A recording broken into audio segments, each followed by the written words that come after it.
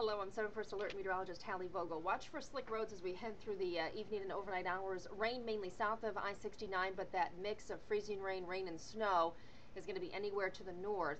We will dry out late tonight into tomorrow, but it's going to take a little bit of time to work our way into some of that drier air. And you can see that mix. It takes off to the north, accumulating snow expected through the northern thumb all the way over toward Saginaw with, again, rain showers south of Detroit. We'll see what we call a dry slot move in later this evening, but then more rain spreads in, at least an opportunity for showers after about midnight into the early morning hours. And our temperatures will actually hold steady, if not rise overnight, before falling again during the daylight hours tomorrow. So what we have set up is a warm front tonight. The cold front comes through tomorrow. A few showers, stays mild tonight with temperatures pretty steady near 40 degrees. And you can see we'll start there in the morning. We'll see our daytime high very early, and then temperatures drop off through the 30s by the afternoon.